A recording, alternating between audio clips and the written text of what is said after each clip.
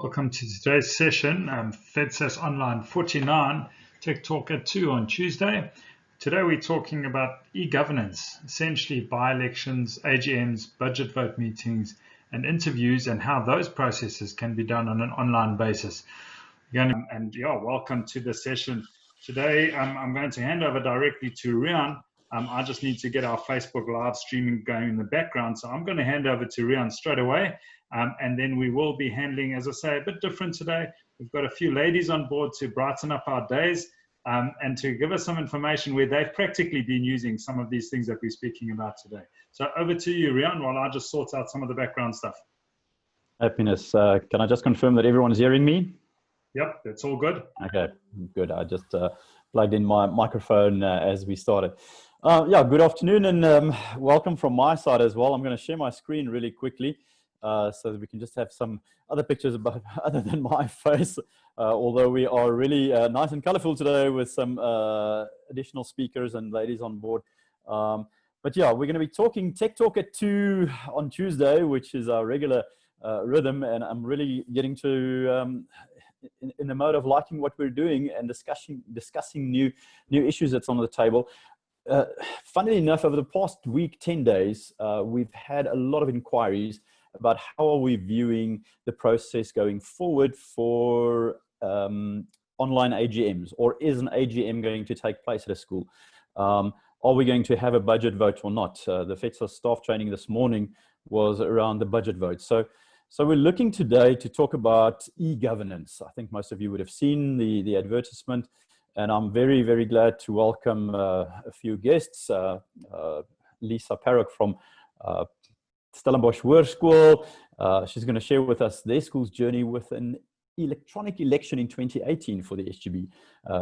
Paul Rencken also brought in two principals that has run recent parent meetings on an online platform in COVID time.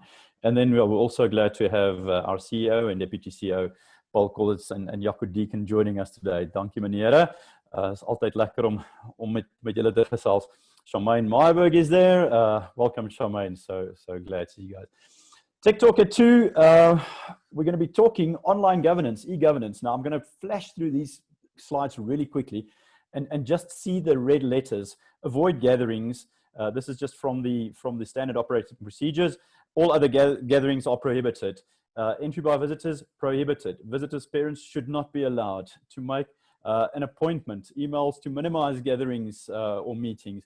Very limited class-based parents meeting, one parent per learner in such a meeting. So if we look at all the red letters there, we see that it is not conducive for health standards, but actually regulated at the moment to have meetings, gatherings at school.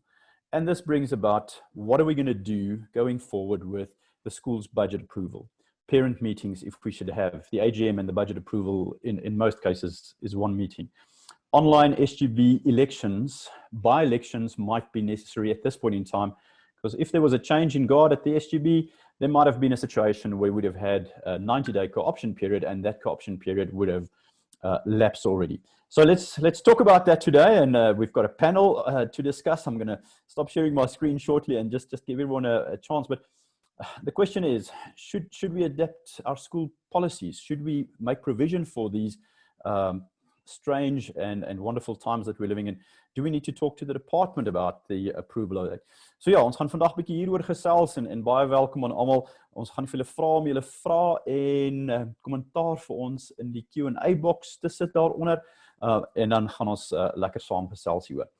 This, just as a backdrop to our discussion, the FEDSAS Center for Technology has been around for quite a while now, and when we started off, our first year's slogan was just to frame our minds into how to transform schools maybe digitally is we have to learn as we live. We've got to convert our learning processes, our learning spaces, our learning thinking to where we are living in the 21st century. Not necessarily our address, but the time slot that we're living in. And it made a lot of sense for people to understand that our homes have transformed. High-speed fiber, internet connections, screens, devices, these kind of things. But how are we learning? How is our learning processes adapted to that? Last year, before COVID, we expanded that to we've got to manage as we live and we've got to govern as we live, meaning that our living environment has got to be mirrored in our schooling space. But how do we live now? Let's ask a question. I think most of us saw government, Parliament in session on Zoom. We've seen reports and video clips, pictures of online court cases taking place. And for the last, I don't know, 117 odd days, we've seen FEDSAS being online in most cases, but we've been very busy, very efficient, and very connected. So just to give it some added flavor, most of us are used to online banking. That is now the de facto standard rather than queuing at the bank. Online shopping is becoming more and more a thing. Online entertainment has been a thing for many years. All of us do Showmax, Playlist, Box Office, Netflix, YouTube, whatever that is. So we're used to not having things the way they used to be a while ago. How we book our airline tickets. I mean, I think everyone is actually a qualified, travel agent. How we do our tax. We do e-filing with tax. And yeah, by the way things are going now, we might be doing some smoking and drinking online as well, because we can't buy those over the counter anymore. I'm going to drop Lisa into the discussion just to give us some background. I'll add to it later on. But Lisa was in charge of taking the Stellenbosch Hoërskool 2018 elections, governing body full elections online. So I'm going to ask her these 4 questions. She can speak to them, but Lisa, welcome. Baie dankie dat jy saam met ons kuier. Ek hoop jy is gemaklik om in Engels te gesels. Ek dink ons gehoor is so 'n bietjie gemeng. But yes, tell us, why did you do it this way in 2018 before it was even a requirement, before it was a necessity because of no gatherings? What made the school do this? And then in short, how did you do that? What did you communicate with the Western Cape Education Department? And then possibly the most interesting one, what was the results of that? How did that play out? I'm going to stop sharing my screen, Paul, and then we can all see Lisa's comment. Thank you, Lisa. Bye-bye, donkey. Thanks, Riaan. Luckily, I teach English. I suppose I have to be comfortable in with speaking English as well. Yeah, just remind me of those 4 questions that you had. Why did you decide to go electronic elections in 2018? So we'd actually, I think it might be part of a bigger picture, but we decided a year or 2 before that we wanted to go Google, and we'd been working with a company to train us specifically. So by 2018, all our teachers had some kind of training in integrating technology into learning. And when it was time for the governing body elections, my principal came to me and said, well, apparently the previous time when I hadn't been at the school yet, I think, when they had those elections, they'd really struggled to get enough voters, and I think they'd had to redo the election because they didn't have enough people voting, etc. And then he asked to take our election online, especially because we have a hostel, so we have we have about 200 kids in our hostel, so we have lots of parents who live really far away and aren't going to drive through to come and vote physically at the school. And so I said, well, yes, okay, let's try. And it was basically a collaboration between me and him and one of our secretaries. And she made sure that everything was correct according to the WCED guidelines.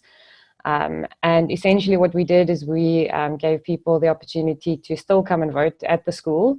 And then we had a Google form that we set up that they could vote on electronically. So basically we sent out, we made a Google site with all the nominees on, with their questions there to answer. People could look at that beforehand. And then on the day of the elections, we had the Google form that opened at a specific time, and people could vote. In order to mark them off the voters roll, we required their ID number, and then we compared that to our voters roll that we pulled from G6.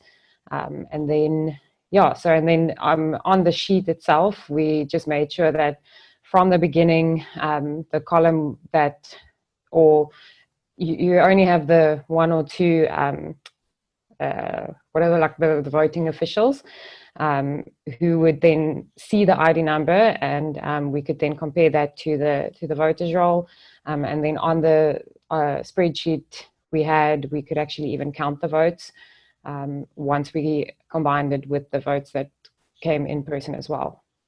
Brilliant.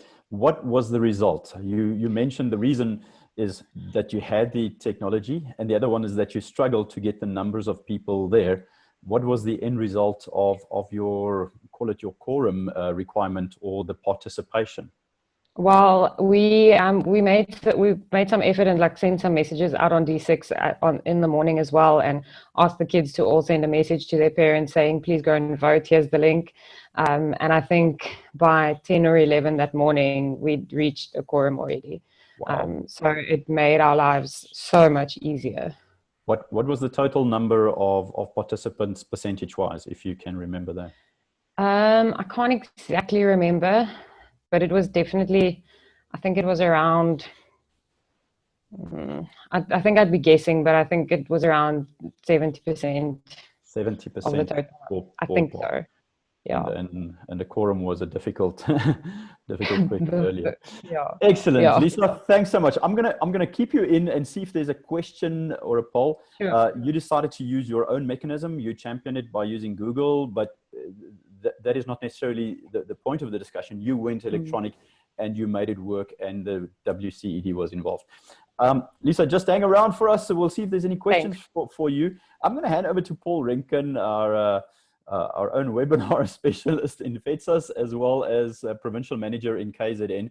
And he's asked two principals that he's dealt with. And it's wonderful to see lady principals or lady panelists on our panel today. It's great to see. And Lauren is joining us from San Francisco, it seems. So she's really done well with her Zoom setup. Paul, just ask the ladies the questions that you want to add to the conversation today. Yeah, maybe just some questions, and obviously working together with Lauren, where I'm privileged to serve as a governor, I've got some insight as to how Howick's part's been. But just to both of the lady principals here, what has your experience been with online meetings? I'm talking about staff meetings, mentioning parents meetings, in particular in Howick's case with hostel meetings. What has your response been? What has your gut feel been? I'm really intrigued to hear about the online elections, because Howick were one of the only schools that did a full day election, last round of elections. So an online election process could even push our numbers up a little bit more. But maybe just to both of the lady principals, and maybe Lauren, if you wouldn't mind going first, is just what has your approach been? What has your feeling been with regards to online meetings, the interaction? En dan miskien Charmaine, as jy miskien jou gevoelens kan insit in Afrikaans, sodat ons 'n bietjie meer tweetalig hierso kan wees. Thank you very much for having us. At Howick, we've run 4 mass meetings, as it were, in that we ran assemblies, staff meetings, a parent meeting for day scholars and our boarding together, and then a meeting for our boarding parents separately. The biggest positive for me as a principal and for our school, Howick, was that in a time where there was a lot of uncertainty, we still maintained good communication with all our parents. The feedback about that was that it made parents feel safe. And I concur with what Lisa was saying. We had a higher attendance in those parent meetings than we ever do in a physical meeting. In one of our parent meetings, we had over 200 parents, and we've never had that kind of attendance at an AGM or a budget meeting. So the attendance is higher. And the other positive is that because you can ask questions without everybody seeing the questions necessarily, people felt, I think, less inhibited to be able to ask what was on their mind and get clarity. That proved to be very beneficial with our hostel meeting, because it's far afield, people didn't need to travel, and obviously they couldn't travel during lockdown. But that question and answer session ran for quite a while, and it was nice because everybody left feeling that they had been answered and heard. So to me, it was a win-win, and as I say, it really ended up being a very good, positive marketing tool during COVID. Thank you, Mr. Rencken. Okay. Charmaine, jou gevoelens, hoe het dit gegaan met die online vergaderings? Ja, dit het uitstekend gegaan. Dankie Paul vir die geleentheid om te deel. Ek dink as ons deel met mekaar, dan leer mens so ongelooflik baie. Ek wil miskien maar net noem dat danksy Paul en FEDSAS het ons die geleentheid gehad om ons massa ouer Zoom vergadering te hou. So ons gebruik maar Zoom as 'n platform. Ek weet party skole of party maatskappye gebruik Microsoft Teams. Dit werk maar dieselfde. Ons het Microsoft Teams ook by die skool, maar omdat ons almal gemaklik was met Zoom. So tydens die grendeltyd het dit maar net dringendheid geword om te vergader, om te besluit, veral in die eerste plek met die bestuurspan, hoe vorentoe, wat maak ons? Ons het aanlyn onderrig gehad, maar mens moet met jou departementshoofde, met jou adjunkhoofde skakel en net idees uitruil. So dit het begin in die kleine met bestuursvergaderings waar daar interaksie was met aanlyn besprekings via Zoom en ons het sedertdien met die personeelvergadering waar ek eerste rukkie ook maar die mikrofone oophou en almal was so opgewonde om mekaar te sien. Dis nou voordat ons weer begin het. So dit was nou nogal lekker. Dit was 'n nuwe ding, maar dit was verskriklik lekker. Ons het nou al 'n paar finansvergaderings ook so gehou, maar die ene wat regtig vir my awesome was, is die ouer vergadering, want ons kan nie ons ouers skool toe bring nie, soos wat julle nou net reg gesê het, en jy moet tog met jou ouers kommunikeer, en ek stuur video boodskappe, en ek stuur e-posse, maar dis nie lewendig nie, jy weet nie wie luister die video boodskap nie, en kom jou boodskap oor. So die oriëntasie net voor die grendeltydperk dan verstryk het, van die ouers het ek dan met hierdie Zoom ouer vergadering gehou, en ek was optimisties, ons het so amper 1000 leerders in die skool, ek het gedink ek gaan so 500 ouers aan boord kry, en ons het so net meer as 200 gekry, en Paul het gesê, dis goed, dis eintlik baie, want 'n mens vergeet baie kere tel jou ouers mos nou maar dubbel in elk geval. So dit was regtig baie goed, ek het natuurlik nie die ouers se mikrofone oopgemaak nie, en ek het die PowerPoint geshare, en die hele oriëntasie, soos wat ons in die Standard Operating Procedures van die departement gekry het, en insette van FEDSAS dan nou veral, en ook ander platforms by daai PowerPoint presentation ingesit, en so kon ek die skerm met die ouers deel, en punt vir punt deurgaan wat ons verwag van die ouers, wat ons verwag van die kinders as hulle terugkom skool toe. Soos julle weet, was daar baie onsekerheid, so dit was regtig awesome om so met Zoom met die ouers te kon skakel.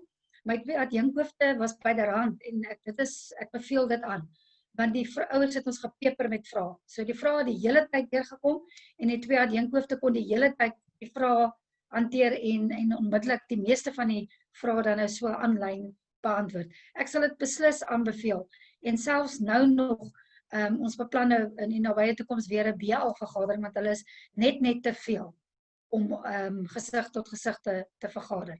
So ja, nee, ek het beslis positiewe terugvoer gekry, ook van die ouers.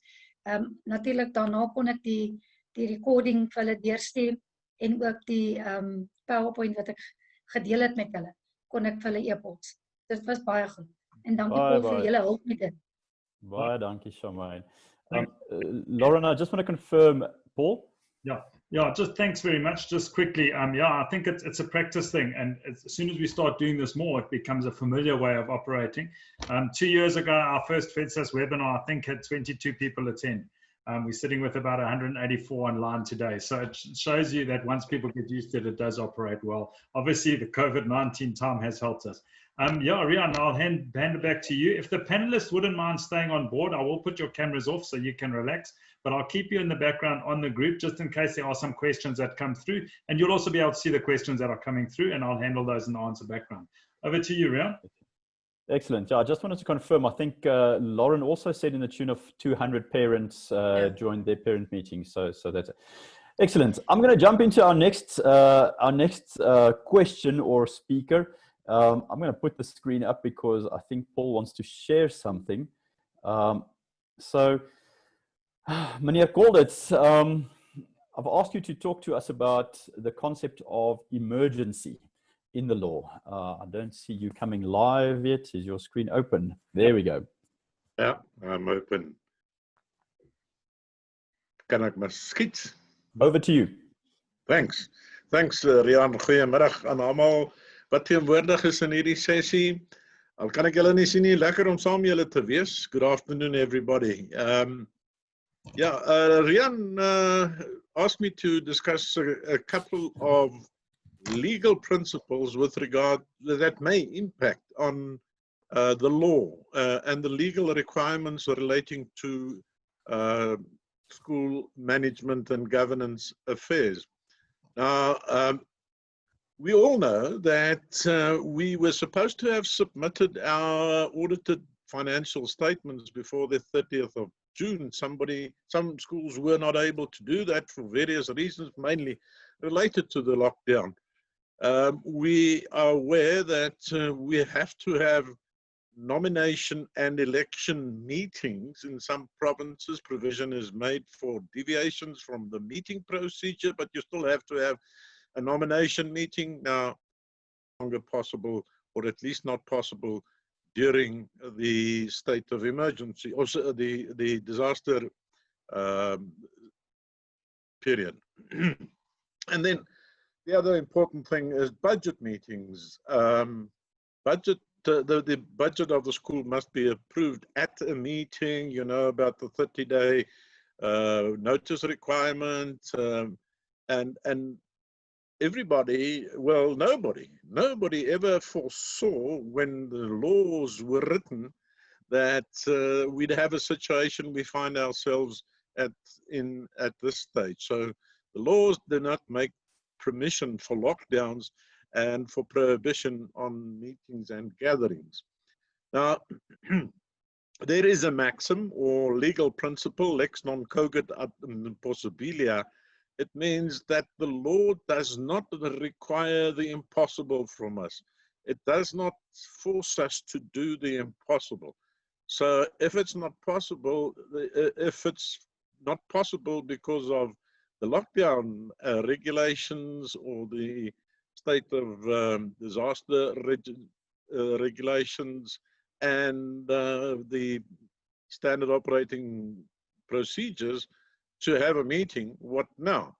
The law doesn't make provision at this stage for electronic meetings, and therefore you also run into another problem, and that is Robert's Rules of Order. Robert's Rules of Order determine that if the law or your constitution does not make provision for electronic meetings or electronic decisions, you can't do that without changing the law.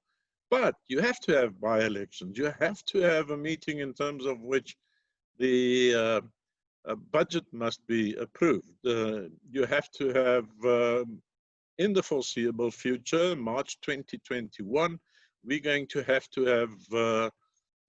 general governing body elections, and we may still then be in a position that we may not have regular parent meetings or gatherings where parents may nominate and elect SGB members. Now, that is where the emergency principle comes in.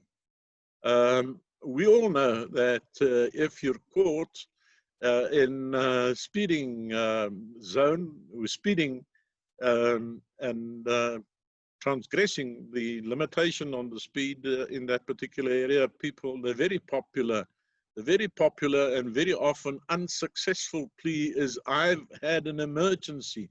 I had to break the law. Now, that can be objectively a justification for breaking the law. So here we're in a situation where the law doesn't make provision for anything other than a meeting. And Robert's rules also say even if it did, it still has to make specific provision for that. Now we're in a situation, I have to have this budget approved. Otherwise, I can't expend a single cent at the beginning of next year. How do I overcome this? And we're saying it's an emergency. Although the law doesn't make provision for it, we must look at alternative to achieve the same result. In other words, have an approved budget or have a proper election. So those are the recognized legal principles that may impact the whole issue of electronic meetings, of the use of electronics to get to a result which the Schools Act and regulations and so on require of us. That's what I wanted to say. Thank you, Riaan. Thank you, Dankie Paul. Thanks for sharing that with us. I'm going to try and remember lex non cogit ad impossibilia. I'm going to sound very, very learned and smart at my next braai.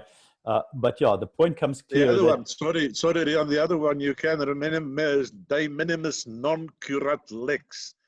De minimis, yeah. Yeah. The law doesn't involve itself in trivialities. I love that. I love that even more. Thank you, Dankie Paul. Jaco, I'm going to ask you to join the discussion as well, and share with us. There's similar to what Paul is saying. We need to try and get to compliance, and we can use emergency matters. But how do we adapt with reason to the situation that we get the spirit of the law manifested rather than the letter of the law, so that business can go on? And I'm asking you specifically in the context of business goes on, you're part of a governing body, you're a parent, you're a chairperson of a governing body, and we've got to make decisions. And how do we do that? But we've got to keep compliance in mind. One of the schools that contacted me recently said, isn't it similar to we're not allowed to give discount, but we allow discount if we have upfront payment, because we can invest the money and then it's better for the school. So emphasis on what is the best interest of the school, that kind of thing. So can you speak to us and clarify a little bit of something, and where do we put our reasoning into achieving compliance but getting the job done and the interest of the school? Yeah, thank you, Riaan. Good afternoon all. Whilst on the Latin phrases, during my first year as a student, my Latin lecturer at university, at the end of the lecture, he asked us, is there something that we would like to, we have any questions? And I remember it was on the 14th of February, so I asked him, sir, doctor then, can you please help me with a good Latin phrase for a happy Valentine's Day, please? And then he said, yes, I'll help all of you. And he wrote it, Optima Valentina Dies. Have a great Valentine's Day. So that's another one that you can use when you entertain your wife. Beautiful language. Thanks, yeah, no, back to the more serious topics. Number one is, obviously we need to comply with legislation. So Paul referred to those exceptions. So though there's an exception, the rule still stands as is.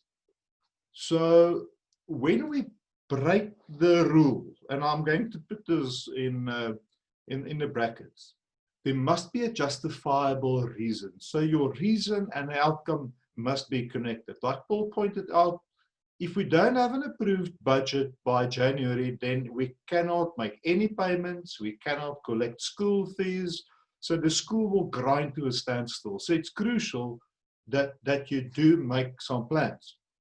Now, let's take the budget meeting for an example. The Section 38A states that there are certain things the school must do in order to have an approved budget. So number one is you need to give access to the budget to your parents at least 14 days before the budget meeting. So normally, we would the budget will be available at the school 14 days before the meeting, and people would come to your school for the inspection. So there's no obligation on schools to send out the budget. So in that sense, you can make a budget available online, put it either on your website or protected place, give your parents a password to say you can access it. You cannot print it, distribute it, technology is available. So though you cannot come to school, the budget is still available and you can still ask your questions. Interestingly, the Act does not specifically, and Paul said it doesn't make provision for electronic meetings, but it does say you must meet. So what's the alternative for a meeting? It will be an electronic meeting. And what's the purpose of a meeting? That's to give people an opportunity to listen, number one, to a presentation, to give their inputs, and then to approve. So those are the three elements in that meeting. So how can you comply and adapt? So I can make my presentation through technology like what we're doing now. There's a presentation. there is a chat box where people can ask questions, and I'm sure in a very short space of time, Paul Rencken can quickly put up a poll for us, just a yes or a no, to approve a budget. Or in the instance of the Google form that Stellenbosch High School used, it's quickly to get the third element. So there's your interaction, there's the information, and I can actually put the information out to anybody who's asking questions, who asked how can we justify that we didn't have a face-to-face meeting, so I've complied with the basics, and then we can proceed. But the moment the regulations change, and there's a change in circumstances, and we can meet, and it's possible for us to do it in compliance with the law, then the obligation will be on us to do that whilst we negotiate with the national minister to amend the legislation to make provision for that. So your justification should be in line with the idea or the reasoning behind that specific prescript in law. Likewise, en dalk moet ek in Afrikaans sê, paar jaar terug het ons oudstes en enigstes briefies teruggestuur met skeerstrokies, nê? En hoekom het ek 'n skeerstrokie gehad? Ek wou net gehad het die ouer het dit gesien. Ek wil weet die kind het dit vir sy pa en ma gegee. En nou gee ons nie eers meer brief in die kind se hand nie, want die toestelle slaan in pappa en mamma se hand. Dis dieselfde oogmerk en ons bereik dieselfde doelwit net deur 'n ander medium te gebruik. Dankie Jaco. Yeah, I think good food for thought in the background. Now it's been a fairly lengthy background. I'm gonna drop a few issues into the discussion now by means of there's a poll. There's the poll now. So it's live, it's online, so a good example. Thank you, Paul Rencken. And we're at 17% quorum already. So yes, if you won't mind. Ja. Ekskuus Riaan, kan ek net vinnig inkom? Ek vergeet om dit te sê, jy gaan seker 'n bietjie gesels oor ons proses met die Nasionale Departement van Basiese Onderwys. Ja. I just want to confirm that we, as a result of the experience Stellenbosch has had, we've engaged with the National Department of Basic Education, and they've requested us to draft guidelines for SGB elections. Those guidelines have been accepted by the task team dealing with elections, so it's something that can be rolled out at this stage. It's not official yet. We still have the regulations. But what Stellenbosch did is to get the permission of the WCED, the Western Cape Education Department, to conduct their online election process. And I see there are questions related to this. I'm sure that given the circumstances, provincial departments of education will agree to do that. That's the one thing. And the other thing, Lisa, I just want to confirm that the poll at your school was in fact 70%. And I've never heard of such a high percentage of parents participating in an SGB election. Thank you. Sorry for the interruption, Riaan, but I thought it was important to share. 100%. I'm going to continue sharing my screen because I think we've got a lot of questions, and I'm going to try and rush through this so that we can get to the questions. But some of the questions are being answered in my slides as we're going to look at it. I'm not going to delve into that. So the overarching principles is we've got to understand legality, but alternatives. We've got to have the purpose of what we want to do, and one of those is to have a democratic election that stands, and not just a manipulated governing body. We want to see the spirit of the law truly come through, and not just the letter of the law. The best interest of the school, and then something that's very pertinent for me is more efficiency and productivity and better results, like the 70% quorum. And currently we don't have much of an alternative. We don't have an alternative to online processes. So if we quickly look at online elections, I'm going to leave the screen up there, but since 2018, we've actually engaged with the Department of Education. Our legal team has been involved in the draft of regulations that include electronic elections, similar to that which Stellenbosch High School has done. Over and above that, some service providers in the market developed some tools that we also in discussion with the Department of Education about to say, can we use a specific electioneering tool, and a school should be able to choose. That's where the discussion is at the moment with the Department of Basic Education, Governance Department or Directorate, to say the school must just comply with security, voters' roll, a lack of manipulation, audit trail, auditable results, personal security with POPI coming in, and the school should be able to choose. But we have demonstrated a tool to the Department of Education, and DBE has given us the go-ahead on a test basis to run a few, 5 or 10 by-elections to prove the system working. That's not regulated. I don't have a letter to send to a school to say, DBE says, do you want to participate? I can show you the WhatsApp communication between myself and the department officials to say, and yes, some provinces have already indicated their excitement about the test being done in their province. So we all want to see go forward in this, but it is a gray area at this point in time. For by-election, I think it's the best time to become game fit. Just test the system and see how it works. So you can have a meeting with a platform like Zoom, Teams, or whatever it is, and then run a poll parallel to that on an online polling platform, which will give you even more security than what Lisa discussed, although I think their security was handled by means of ID numbers, so everything was done. So nomination meeting tends to be a hurdle, but like I said, we can do a online meeting, or you do the already existing full day election that doesn't require a nomination meeting immediately before the election starts. So some provinces have regulations to say we can extend the co-option. I'm urging and requesting schools to be baanbrekers and innovators to say, let's test online elections for by-election purposes and see how we go. And in some cases, it might be wise at your school to not have the election, but in some cases, it might be wise to do it because you already have possibly a cloud of more than half of the governing body are co-opted, or there's a perception that it's not a participatory democratic process. As I mentioned, we have access to an online system. The department okayed that system for testing for a few schools, and we can pilot those with live test cases. We can do a nomination meeting or a process like that with Zoom, as the two principals in KwaZulu-Natal mentioned how they got engagement in this process, and you can even use the polling there for a nomination. Quorum was, I think, the big win out of this, looking at Stellenbosch. We don't need to chase a quorum. It's going to come in any case. So yeah, for the election in March, it's the only process we have. For by-election, it's an option that we have now, and the department is urging us to test it and give them some test results so that they can regulate it and give us a better go forward for next year, March. As far as the online budget meeting goes, I've seen a few questions say, so does it mean that we can use Zoom for our presentation and online meeting? Yes, it does. FEDSAS has been using Zoom. We've been using an outside service provider with great success.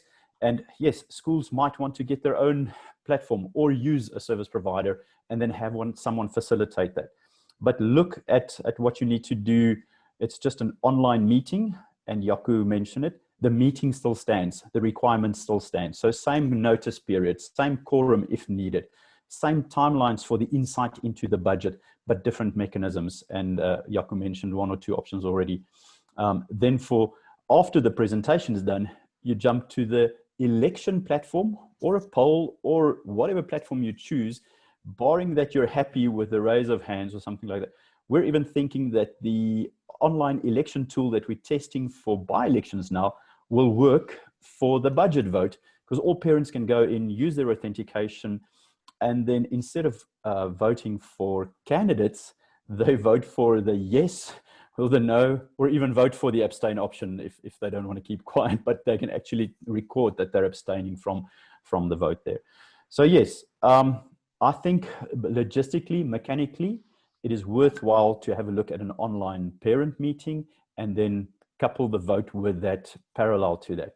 A few tips that I've thought about, and we really don't have time to explain all of this, and we want to get to some of the questions, but proper preparation, notice, and disclosure.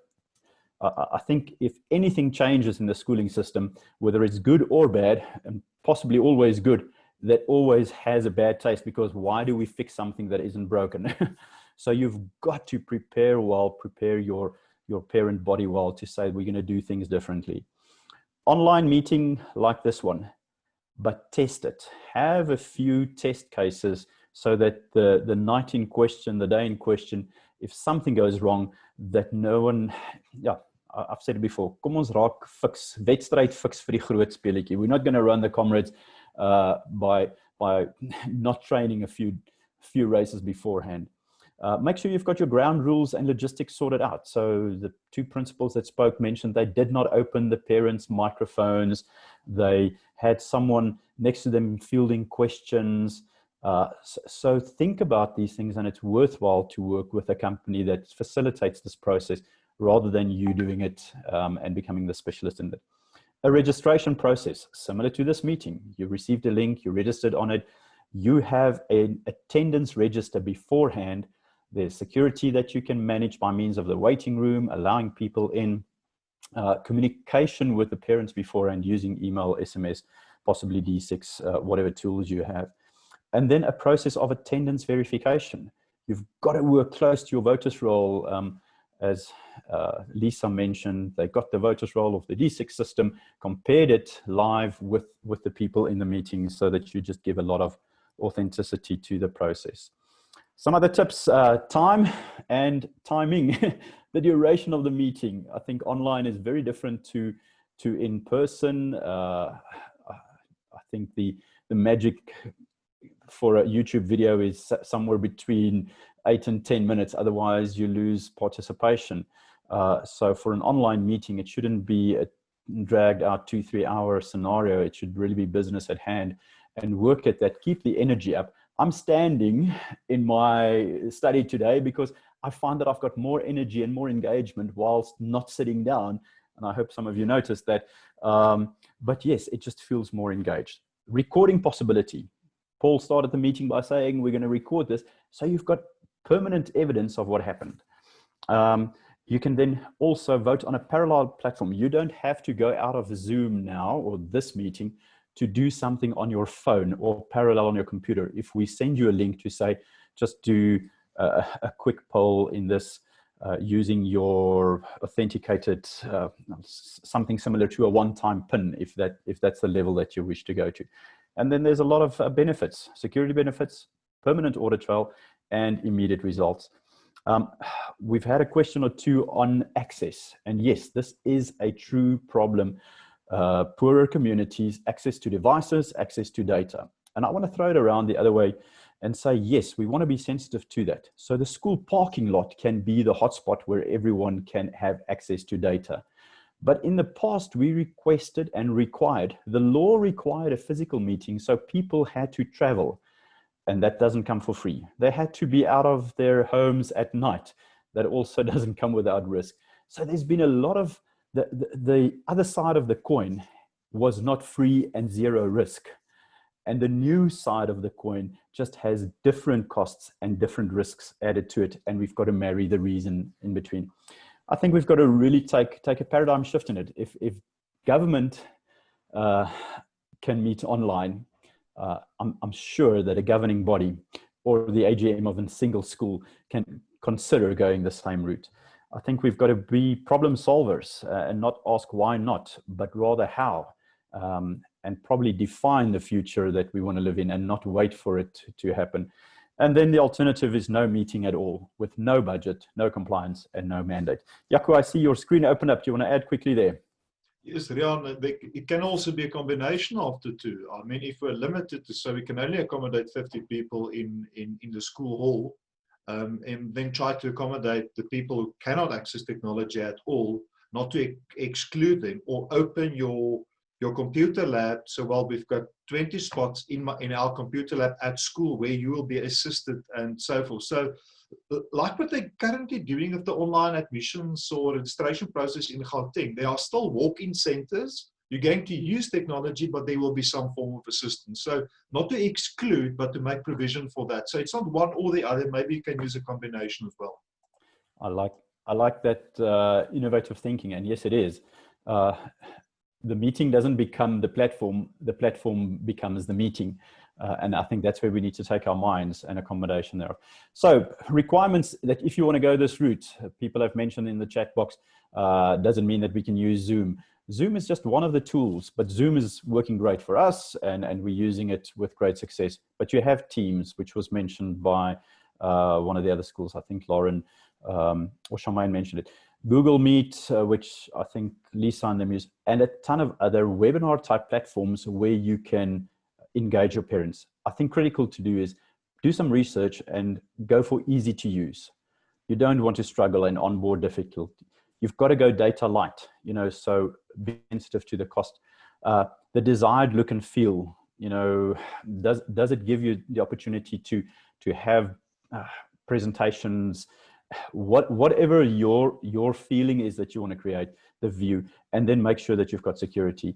I think we've got to look at user and platform support. That's why I'm a proponent of using a company that does this for many people, rather than you trying to be your own once a year Zoom or Teams specialist. You've got to have PCs and laptops or devices in the hands of parents, cell phones with not necessarily cameras if they don't participate, but at least they've got to have audio. And if they want to speak, they've got to have some webcam. Connectivity is going to be a problem if you don't have connectivity, but make the meeting data light. And then troubleshooting. If you have a problem, what's your plan B? You know, don't be concerned with that. Paul, we're very close to our running time, but we had a great discussion. I'm going to stop sharing my screen. Is there a critical question that I might not have addressed the issues to, and do you want to throw that into the mix quickly and pose it to our panel? I think there was quite a few questions for Lisa. Lisa, is jy nog met ons? She said she might needed to join another meeting. No, I'm still here, Riaan. Dankie. But share the questions. There are some of them we've covered already. Let me just get into a better mode here so we can see what we're looking at. Let's just go there.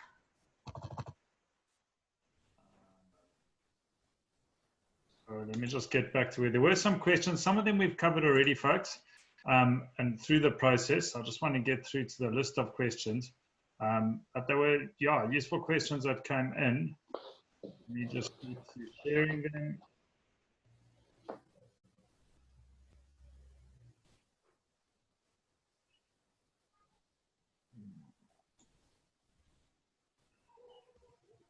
the screen is up. Sorry, folks, I just want to make sure we've got the right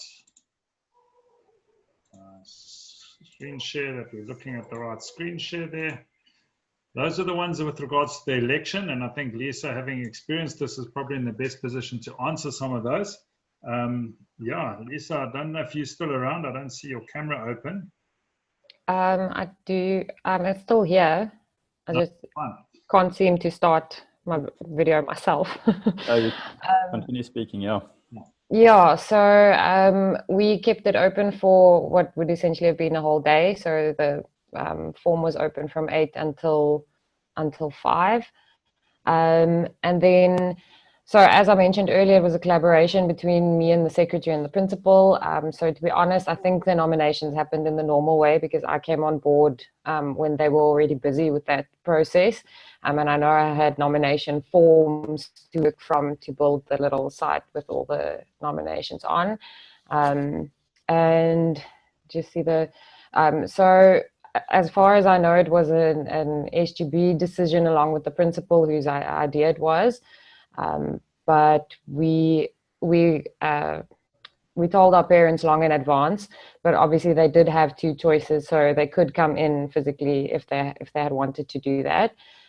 So yeah, that's with regards to that. Did we request agreement? So basically, I think we did tell them that. And the WCD, like, we made double sure that everything was okay with them. And then just to address Paul's concern or question on the percentage, like, as I said, I can't remember at all, so that might be much more than it was. But I do know that once we got the quorum at like 10 or 11 that morning, we also relaxed. So I think the morning, every half an hour, my principal asked me, how many votes do we have? How many votes do we have? And we asked the kids again to send a message to their parents to say, if you haven't voted yet, please vote. But once we did get the quorum, we did relax and just left it open for the rest of the day. So it might not have been that high at all. Like, I might be completely wrong. But it was an easy day for us. Like, there was very little stress. Thank you. Santi van Tonda. Riaan and Paul. Sorry, Riaan. Paul, Santi actually gave us the precise numbers. Out of 600 voters, 482 voted. So that is, I think, 70%. That was the information we got. No, So, there's a question up there that someone who's run a by-election but didn't have a quorum, if we do it now electronically with Google Forms, does it then still apply that we don't need a quorum for the second time? Maybe while you're on camera, Mr. Colditz, you can answer that. yeah, sure. It will apply. It's just the second round of elections, but I believe that with the electronic election, you'll make a quorum very, very easily. So you shouldn't be concerned. I agree. Great. Riaan, some of these we've handled already. There's a repeat of that quorum one down below there, but preferred plans or versions of online meeting platforms. And then, verstaan ek reg, do I understand correctly that the budget meeting can be done through Zoom and that you can use Google Forms for opportunity for parents to approve? I think you did cover that, but just to confirm that process. Yes. Yeah. Maybe just to speak to that again, there's no preferred way. Our preferred way is for a school, and that's why the FEDSAS Center for Technology is driving this, that a school takes charge of its digital journey. We're talking about the introduction of the CIO in the school governing body, someone that thinks about these solutions, that researches them, and thinks about the implications of the use of them. So that's just a high level note of it.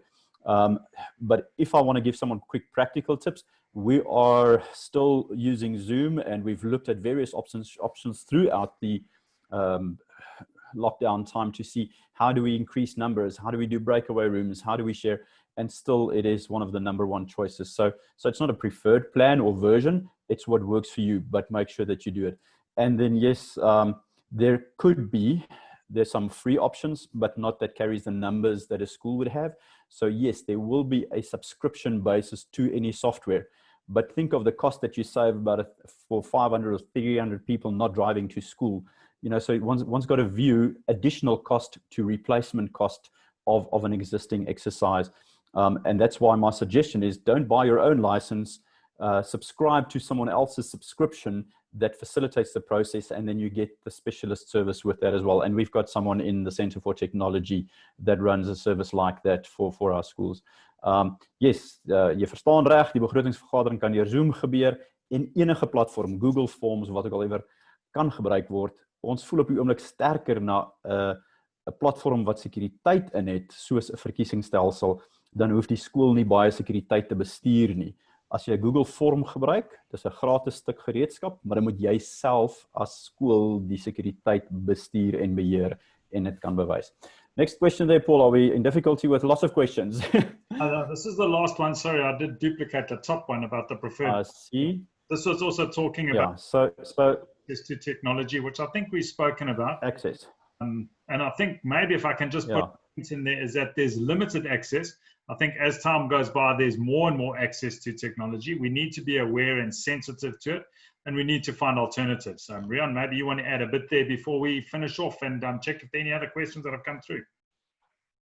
100%, yeah. I want to actually speak to the access and the inclusivity of that. And yes, internet devices are costly. The statistics show us that the penetration of smartphones in the country are very high. Cell phone networks have really dropped prices quite a bit over the last time, and there are options for schools to pick up the bill and reverse bill. Dis soos 'n kollekteeroproep. collect call in the years gone by that you share the site with someone and the school pays the data costs if you want to do that. So there are options about that, but let me maybe make myself available for schools to contact me to look at options and alternatives to penetrate in the lower access market to make a plan for how we can be all inclusive. Keep on remembering that the alternative was a physical drive to the school, which also did not come at zero impact on budget or socioeconomics. But let's talk about that and make sure. I think electronic will include more people, as the Stellenbosch example showed us, not less people. Dan kan ek gou weer inkom. Know your school community. If you know your school community, you'll know what's going to work, or what kind of hurdles you can expect and how you can mitigate that. Even I'm a chairperson of a governing body at the primary school, and we realized during lockdown, if we're going to use electronic means to communicate with our learners, we are still helping 30 families with food parcels every month. So we included a data parcel or data voucher for every family so that those children can continue. And it's still effective because we know the school community. So do your homework, and if the online system is not going to work for you, don't implement it. Then you need to think about the other alternatives. But if it's a possibility and you need to mitigate some of the effects, rather focus on that. Thanks. Yeah, before we Jaco. I was just in the chat box that we at Howick ran our admissions process and our admission committee process through an online process. No one was present with each other in the room, but everybody was present online. And like a lot of schools, hugely oversubscribed for the numbers that we've taken in grade 8. Mrs. Farquharson just mentioned that I should just remind you that those sort of things can be done. And that's highly sensitive discussions. That's not an easy process to done. And yeah, we managed to get that done right there from that side. So I think that's really what we need to look at, those solutions out there. There's so many people here, 6 or 7 on board. I don't know who to give the final word. Thank you very much. I'll go. The ladies involved, and then I'll hand over to Riaan. Thank you very much for the lady principals involved and the ladies involved today. It was really great, lively discussion. If we haven't got to all of the questions, please, you will be getting an email tomorrow. If you do need further questions on it, please respond to that. This whole recording will come through to you as well, and any other information that you may need in the process. I saw Jaco had his hand up, but Riaan said he had finished, so I'll let you two fight about that. Thank you very much for everybody on board. Riaan. From my side as well, just a big thank you to our guests and everyone that participated. Given the numbers, I'm sure that this is a real issue and discussion point at this point in time. So it's not just for the statutory election, I think Paul mentioned now. We can also look at your learner leaders, prefects and that kind of thing. That's got to happen on different platforms. But from my point of view, just want to make myself available. The Centre for Technology is constantly looking for solutions for schools in better governance. So contact me at tech@fedsas.org.za, or you can find myself a number on the website, and let's take the discussion further. Thanks to the ladies that joined us today, and to my 2 colleagues in Bloemfontein as well. Have a great day, and let's see what the minister or the president says, hopefully or hopefully not later today. We'll keep our ears open and wait for formal communication from FEDSAS. Take care. Thank you, everybody. Thank you.